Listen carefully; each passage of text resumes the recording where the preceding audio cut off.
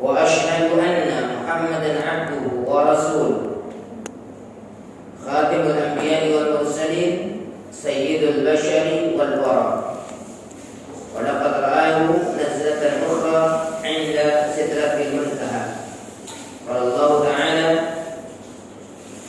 يا أيها الذين آمنوا اتقوا الله حق تقاته ولا تموتن إلا وأنتم مسلمون اللهم صل وسلم وبارك على رسول الله محمد بن عبد الله وعلى آله وصحبه ومن Kita bersyukur dan memuji kepada Allah Subhanahu wa taala hingga saat ini diberikan iman, diberikan Islam, diberikan kesehatan. Semoga kita bisa senantiasa menguatkan iman, mengokohkan Islam dan menguatkan imun di tubuh kita sehingga terus bisa ruku dan sujud kepada Allah Subhanahu wa taala. Jiwa-jiwa kita harus merdeka, ruh-ruh kita yang terpenjara di jasad ini ingin kembali kepada Rabb-nya dalam keadaan yang sempurna ketaatan kepada Allah Subhanahu wa taala. Salawat dan salam kepada baginda Rasulullah Muhammad sallallahu alaihi wasallam. Allahumma shalli ala sayyidina Muhammad wa ala alihi wa sahbihi ajma'in.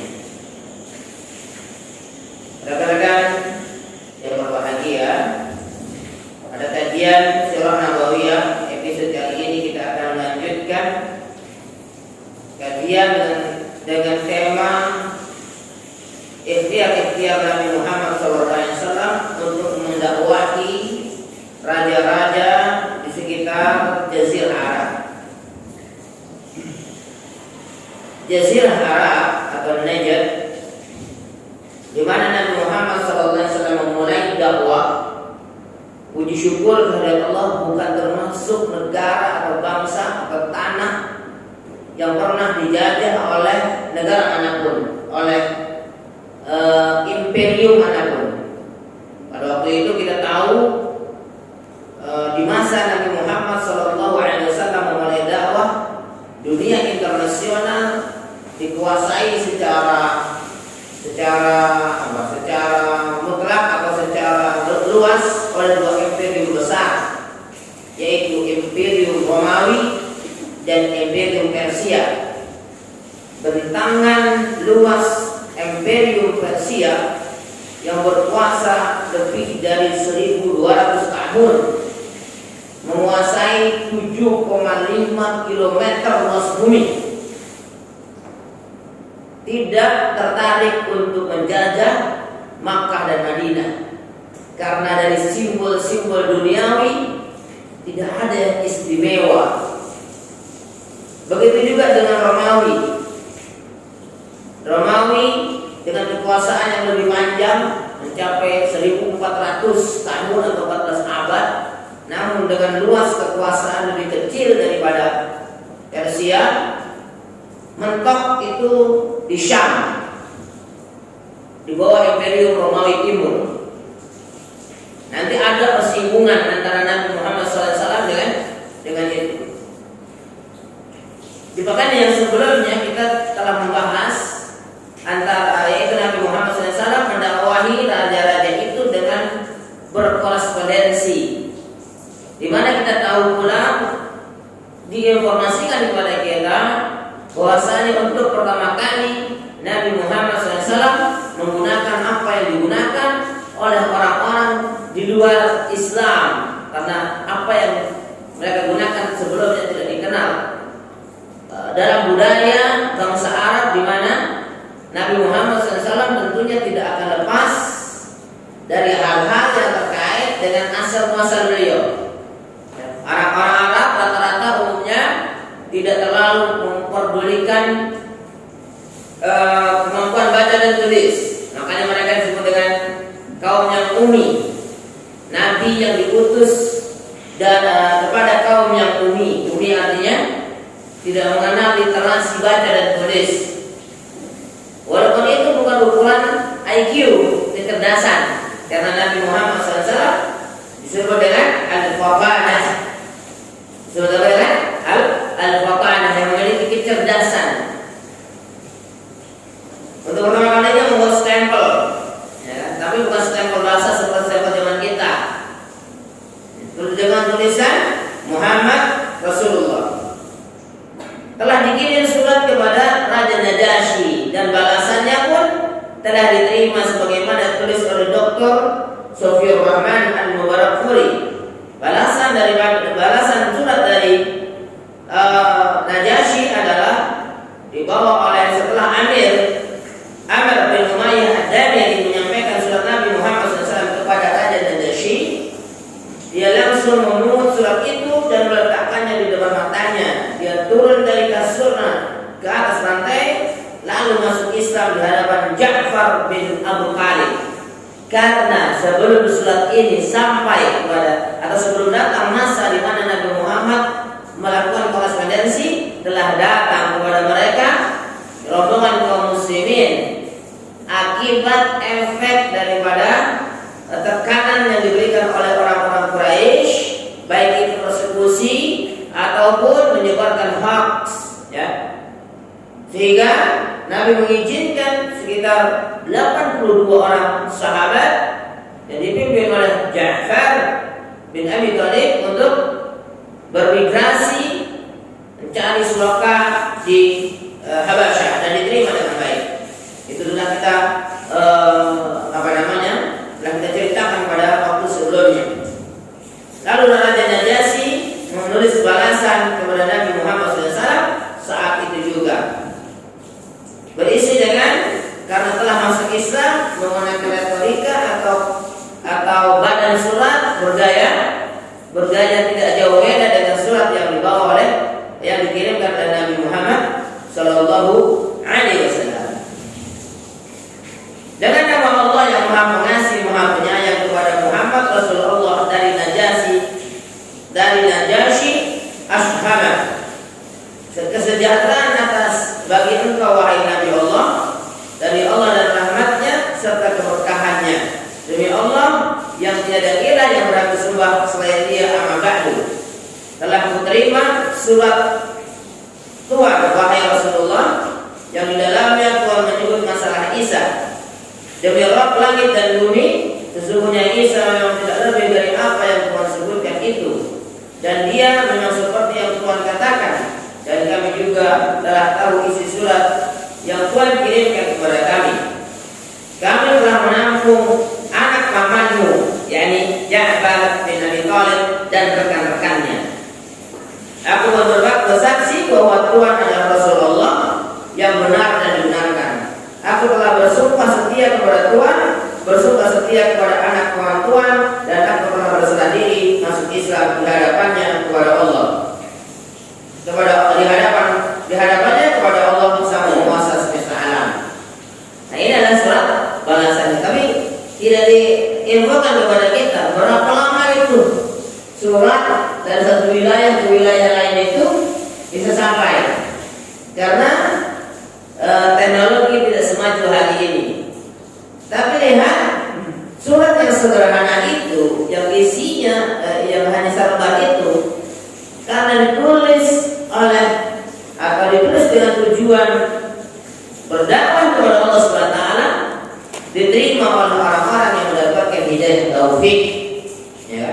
Lalu Nabi Muhammad SAW meminta kepada Najasyi agar mengirim Ja'far dan rekan-rekannya yang hijrah ke Habasyah. Maka Najasyi mengirim mereka dengan menaiki 2 perahu.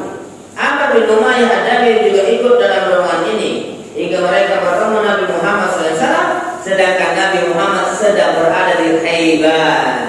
Maka tersambunglah mutasil antara peristiwa pengiriman surat ini dengan peristiwa Khaybar yang kita bahas pada pertemuan sebelumnya. Raja Najasyi ini meninggal dunia pada bulan Rajab tahun 7 Hijriah, 7 tahun setelah Nabi Muhammad SAW hijrah ke Madinah. Setelah perang Tabuk, Nabi Muhammad bersedia atas kematiannya dan mengucapkan bela sungkawa. Nah, disinilah ternyata ruh. Ya, tentunya dengan dimulai dengan istirja. Istirja artinya apa? Inna lillahi wa inna ilaihi raji'un. Sesungguhnya inna kami ini milik Allah dan kepada Allah kita akan kembali. Karena apa? Apa yang dimaksud kami milik Allah? Segala sesuatu yang ada pada diri kita dan semesta alam ini hakikatnya milik Allah Subhanahu wa taala. Bahkan ruh yang kemudian dititipkan oleh Allah Subhanahu wa taala dalam proses penciptaan juga adalah milik Allah Subhanahu wa nafakhtu min ruhi, dan aku tiupkan pada jasad itu min ruhi, dari ruhku. Ya. Jadi kita tanpa ruh dalam tubuh kita hanya serobot daging. Kita hanya serobot daging, ya. Yang kemudian akan membusuk. Lihat subhanallah, ya. Tubuh kita bisa bertahan dalam kondisi seperti ini sekarang karena apa? Ruh masih ada dalam tubuh kita. Kita sadari atau tidak sadari. Maka kemudian Nabi Muhammad SAW juga melaksanakan salat gaib. Melaksanakan salat gaib berarti berdasarkan info dari tulisan Safiur Rahman, Dr. Safiur Rahman Al-Mubarakfuri, bahwasanya salat gaib yang dilaksanakan oleh Nabi Muhammad SAW adalah setelah Najasyi masuk Islam. Disinilah kuat bagi kita dalil, ya, dalil dalam surah ini tentang pelaksanaan salat gaib. Hal ini juga wajar untuk kita gali kembali, karena dalam situasi yang masih pandemi pada COVID-19 ini boleh jadi ada perlakuan terhadap jenazah yang tidak seperti biasanya, sehingga prosedur pemerintah melakukan prosedur yang mensolati tidak boleh terlalu banyak, sehingga teman-teman yang tidak boleh hadir atau tidak bisa hadir ke tempat pemulasaran maka bisa tetap melaksanakan salah satu dari dua kewajiban yang bisa dilaksanakan oleh orang lain, karena dua kewajiban lainnya dilaksanakan oleh orang dekat daripada jenazah. Apa itu?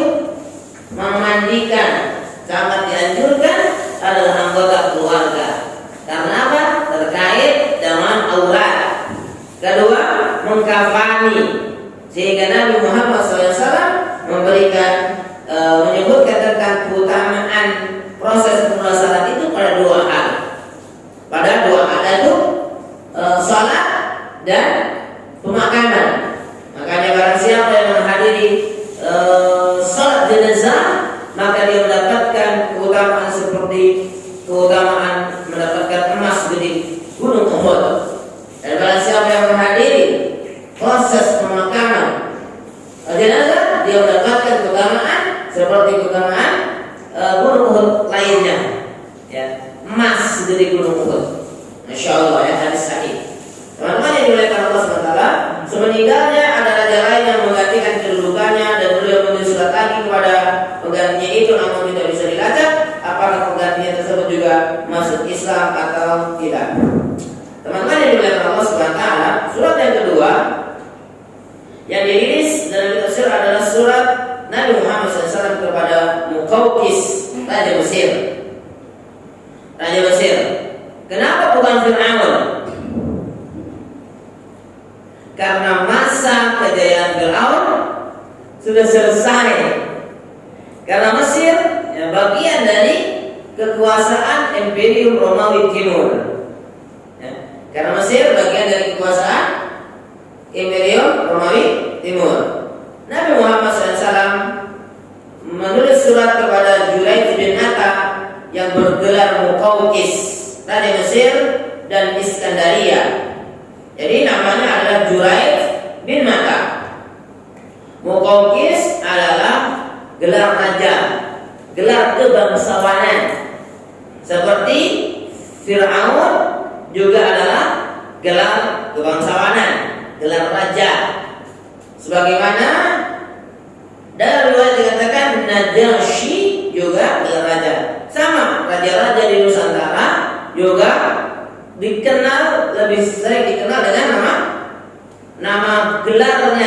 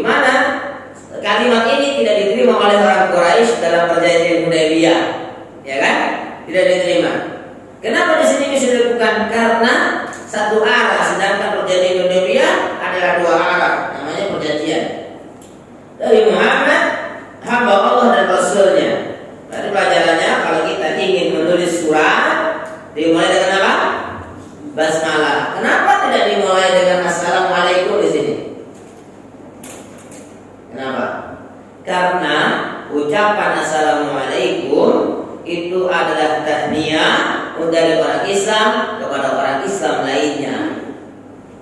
Ya, dari orang Islam kepada orang Islam lainnya. Bagaimana kalau dalam suatu pertemuan, dalam suatu majelis ada Islam, ada Muslim? Apa yang kita lakukan? Islam mengajarkan salam juga, ya kan? Kalimatnya ada di surat di salah satu suratnya kepada Heraklius kalau tidak salah, ya kan? Itu adalah wassalamu ala man ittaba'al huda. Assalamu ala man ittaba'al huda. Itu isinya doa juga. Kalau assalamualaikum warahmatullahi wabarakatuh, semoga keselamatan untuk kalian dan keberkahan Allah untuk kalian, ya kan? Kalau tadi semoga keselamatan untuk orang-orang yang mau mengikuti petunjuk Allah Subhanahu wa taala. Nah, kalau yang ada di acara GLC atau yang biasa diucapkan oleh tokoh-tokoh negara itu hanya satu salamnya, yaitu assalamualaikum warahmatullahi wabarakatuh. Sisanya adalah kalimat yang dibuat sedemikian rupa, tidak tahu siapa yang pertama kali memulainya, tapi biasanya sampai ada 3, 4 atau 5 ucapan. Untuk apa? Mengakomodir. Padahal cukup sebenarnya diakomodir dengan wassalamu ala man ittaba'al huda. Itu untuk selain muslim. Bagaimana kalau orang non-muslim mengucapkan salam kepada kita? Karena interaksi mereka dengan orang-orang Islam, mereka juga mengerti kalimat-kalimat yang biasa digunakan oleh orang Islam. Ada beberapa pembawa acara nasional, ya kan, yang non-muslim itu kadang terucap kalimat assalamualaikum, astagfirullah, subhanallah, gitu ya. Nah, bagaimana kalau kemudian mereka mengucapkan salam kepada kita? Imam Nawawi rahimahullah menulis, ya, kalau ada non-muslim mengucapkan assalamualaikum warahmatullahi wabarakatuh, kita tidak menjawabnya dengan wassalamualaikum warahmatullahi wabarakatuh, tapi menjawabnya wa alaika. Ya. Inilah kenapa di sini dituliskan Bismillahirrahmanirrahim, sebagaimana ditulis dalam surat An-Naml, ya, ketika Sulaiman alaihissalam menulis surat kepada Balqis, dimulai dengan Bismillahirrahmanirrahim. Innahu min Sulaiman wa innahu bismillahirrahmanirrahim. Kalau di sini usulnya dirubah, badan suratnya dirubah. Bismillah dulu, baru kemudian dari Muhammad. Kalau Sulaiman, dari Sulaiman, Bismillahirrahmanirrahim. Itu urutannya. Maka karena kita sebagai umat Nabi Muhammad SAW, kita kalau menulis sesuatu dimulai dengan Bismillahirrahmanirrahim karena ada keutamaannya. Nah, ada satu riwayat, walaupun riwayatnya tidak terlalu kuat, misalnya setiap amalan, kullu amalin di ibadatin la yubda'u bil basmalati, setiap amalan, satu pekerjaan yang tidak yang memiliki hal yang baik yang tidak dimulai dengan baca basmalah, bahwa ajdad dari maqtul barakah, kehilangan berkahnya. Kita kalau masuk rumah diajarkan untuk baca basmalah, kalau makan ya boleh bismillah, agar apa? Agar mendapatkan keberkahan. Keberkahan itu artinya ziyadatul khair. Nah, kemudian di sini dikatakan keselamatan bagi siapapun yang mengikuti petunjuk amma ba'du dari Muhammad, ya, dari Muhammad hamba Allah dan Rasulnya kepada Muqawqis Raja Qibti, wassalamu ala man ittaba'al huda amma ba'du. Aku menyuruh tuan dengan surat Islam, ad'uka bida'awatil Islam, aslim taslam. Masuklah engkau ke dalam Islam, maka engkau akan mendapatkan keselamatan.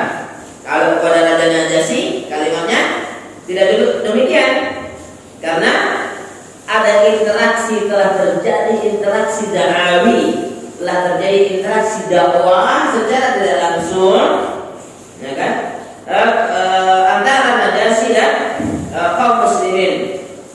Selain itu disebutkan bahwasanya Najasyi masih memegang teguh, ya, ajaran lurus dari ajaran Nabi Isa, sehingga hal ini tidaklah kemudian terjadi pertentangan karena orang ketika Najasyi itu bukan pindah agama, tapi meneruskan keyakinan sebelumnya. Masuklah Islam, insya Allah memberikan pahala kepada Tuhan 2 kali lipat. Asli, aqatallahu ajra marratain. Namun jika engkau berpaling, engkau akan menanggung dosa penduduk Kipti, yaitu kaummu. Karena apa? Menghalangi mereka dari menerima ajaran tauhid kepada Allah Subhanahu wa taala. Lalu di surat itu dinukilkan surat Al-Imran ayat 64 yang berisi tentang kondisi ahli kitab atau suasana batiniah yang seharusnya terbangun antara orang Islam dan orang Nasrani. Itu harus suasana kebatinan yang tidak jauh berbeda. Baiklah teman-teman yang dimuliakan Allah Subhanahu wa taala, kita akan lihat kira-kira apa tanggapan Muqawqis, raja Mesir, terhadap surat ini. Najasyi memberikan tanggapan yang positif. Apakah tanggapan yang positif juga akan dialirkan oleh Muqawqis kepada ajakan ini? Semoga Allah Subhanahu wa taala panjangkan umur kita. Semoga Allah Subhanahu wa taala sehatkan badan kita. Semoga Allah Subhanahu wa taala tetapkan pada diri kita keimanan dan keislaman, sehingga kita berdaya guna, sehingga kita lebih menjadi pribadi-pribadi yang militan, pribadi-pribadi yang memiliki kejujuran, pribadi-pribadi yang ingin memberikan nafiun bi ghairihi lebih banyak. Subhanakallahumma wa bihamdika asyhadu an la ilaha illa anta astaghfiruka wa atubu ilaik. Wa billahi taufiq wal hidayah wa ridha wal inayah. Assalamu alaikum warahmatullahi